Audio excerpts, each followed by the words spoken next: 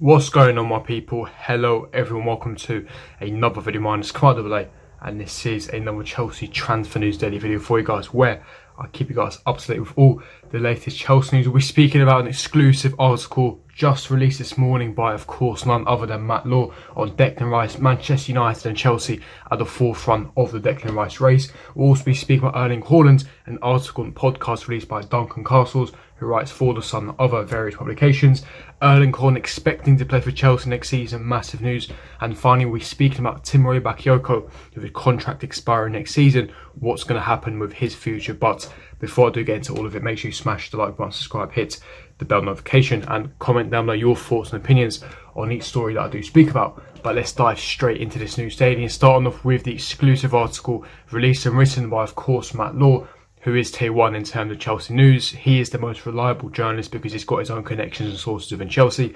When he releases exclusive articles, when he releases his own information, you listen because he's got the credibility, he's got the reliability. Now, he's written an exclusive article on Declan Rice, and he's written that Declan Rice has put Manchester United and Chelsea on alert by rejecting 2 West Ham contracts. Now, that is major news. We know Declan Rice has been a long-term club target. He was admired and loved by Frank Lampard at the time, and there were some controversial opinions at the time that Lampard's push for Declan Rice was one of the reasons why Lampard got sacked in the first place.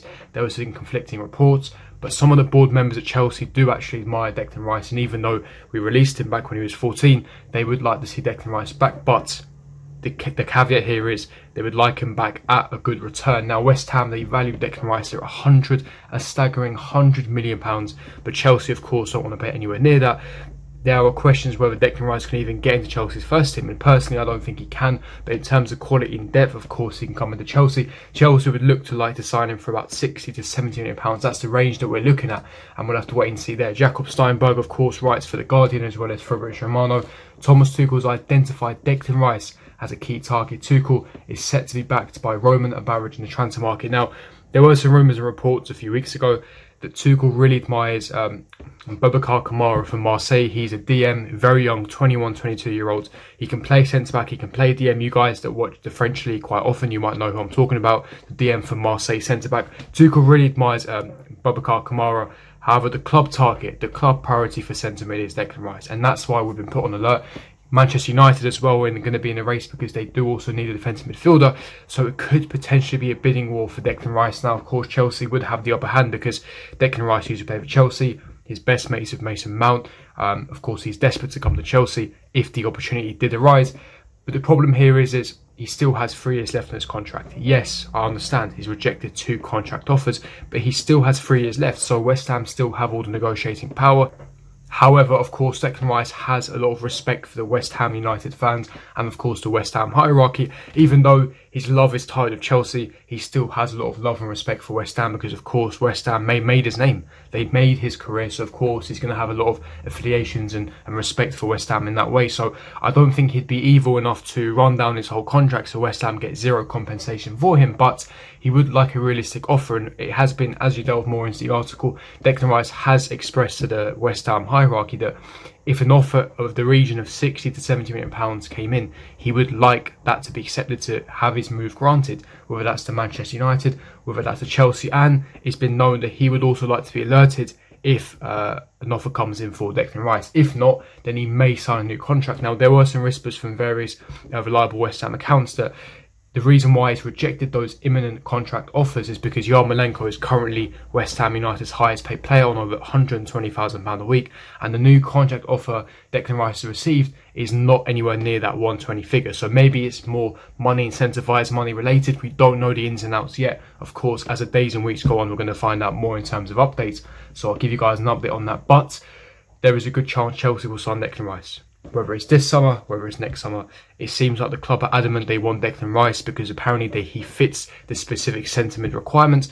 Now, as I said, does Thomas Tuchel really want Declan Rice? I'm not too sure. We don't know for definite if Thomas Tuchel his first choice target is, of course, Declan Rice. We don't know that for sure. We know that Kamara from Marseille is someone that he admires. So I think that if it's a case of backing Thomas Tuchel and he wants Boubacar Kamara, we have to sign him for me. I think that whoever Tuchel wants as first choice, you go out there, you sign him. I guess if Chelsea don't sign Declan Rice, they will be dipping into the market for Kamara. So we'll have to wait and see on that one. Of course, centre mid is not the main priority now. If you listen to a podcast released by Liam Toomey, who writes The Athletic and various reports, the striker is a priority. I've kept stressing this on this channel. The number 9 position is the main priority. We know that, of course. We know that. The striker position and centre-back position are the 2 main priorities for the club and the hierarchy. So we'll have to wait and see. Declan Rice seems to be more of a luxury signing on top. Of course, we know Billy Gilmour's move to Norwich is imminent. And of course, we will need a centre-mid. But let's wait and see what happens on that front. Now, in regards to Timothy Bakayoko, he looks like he's on the move once again. Of course, his Chelsea move was a disaster, didn't set the world alight, didn't fit the system, and he's been on loan ever since at Napoli, at Monaco, at AC Milan. Now, reports have resurfaced last night that Timothy Bakayoko had rejected a new Chelsea contract, which is baffling. However, Corriere dello Sport and Gazzetta dello Sport are reporting that Chelsea will trigger an option to extend his contract as they had with Giroud, to ask for more money in negotiation this summer. Now, AC Milan are really interested in acquiring Bakayoko's services.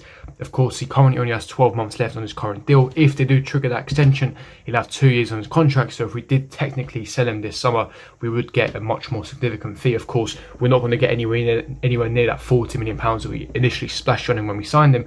But if we can get between £20 to £25 million tops, I think that would be a good return, especially that could be reinvested to the squad, added to the transfer budget. So of course that's important. Bakayoko, he doesn't fit Thomas Tuchel's system, he doesn't fit our profile in terms of midfield, and I think it's best for all parties in terms of Chelsea financially accounting for this, for also Bakayoko's career. He's not going to get the first team game time. He needs to go and revive his career, get the first team game time. He needs a new home. Being loaned out is not nice.